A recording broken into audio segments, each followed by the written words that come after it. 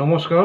আজি all Assam tribal student union তৰফৰ পৰা এটা মেমৰেণ্ডাম দিয়া হ'ল থ্ৰু ডেপুটি কমিশ্যনাৰ কোকৰাঝাৰ পৰা আমাৰ ভাৰতৰ প্ৰেচিডেণ্ট মাননীয় দ্ৰৌপদী মুৰ্মু আৰু কপি টু ভাৰতৰ প্ৰধানমন্ত্ৰী RGI SC commission etc. The main memorandum দিয়াৰ উদ্দেশ্য হ'ল আপোনালোকে জানে সবে আমাৰ অসমৰ যে ট্ৰাইবেলছ ST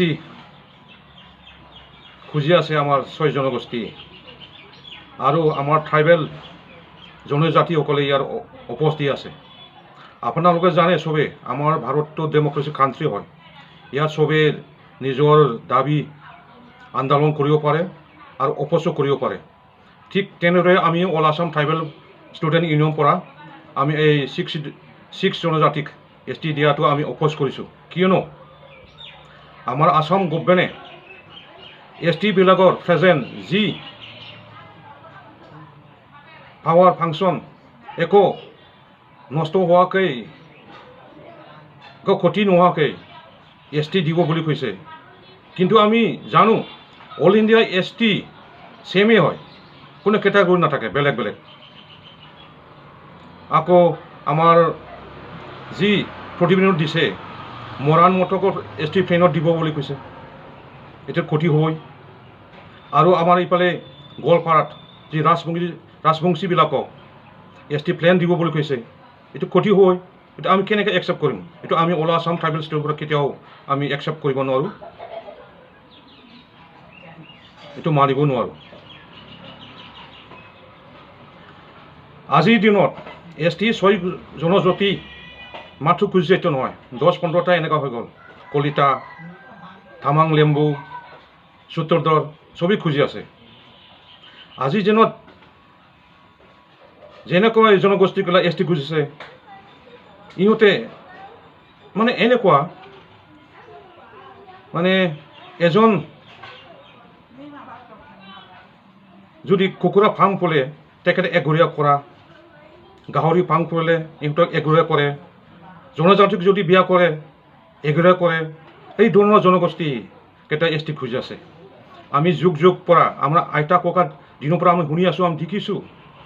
আমাক ইমানেই ঘিণ কৰিছিলে, পানী খাব নিদিয়ে, একেলগে ভাত খাব নোৱাৰোঁ, ঘৰত সোমাব নিদিওঁ, চেই লাই কিমান কৰিলে আমাক।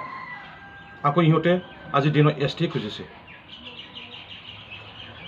আমি জানো আপোনালোকৰ এনেকুৱা ব্যৱহাৰ কাৰণে আমাৰ এটা সময়ত বৰ অসম টু নাগালেণ্ড, মিজোৰাম, অৰুণাচল, মেঘালয় হৈ গ'ল। এইটো কাৰ কাৰণে হৈছে? আপোনালোকৰ এই ব্যৱহাৰৰ কাৰণে হৈছে। আপোনালোকে আমাক শান্তি জীয়াই থাকিব দিয়া নাই, কিবা নহয় কিবা এটা আমাক ডিষ্টাৰ্ব দিয়ে থাকে, অশান্তি কৰে। ইয়াৰ কাৰণে আমাৰ এটা টাইমত আমাৰ শৰণ নাৰ্জাৰী পিটিছে, আমাৰ ট্ৰাইবেলবিলাকৰ কাৰণে ST অৰুণাচল খুজিছিল, চব ST একগোট হয়। আকৌ আমাৰ বড়ো জনগোষ্ঠীয়েও বদলন খুজিছে। এতিয়া আকৌ এই ধৰণৰে আমি আন্দোলন কৰিব লাগিব। আমি ST সকলে একগোট থাকিব লাগিব, আমি একেলগে যুঁজি থাকিব লাগিব। আমি আঁঠু কৰাই জীয়াই থাকিব নোৱাৰোঁ, আমি থিয় হৈ আমি জীয়াই থাকিম।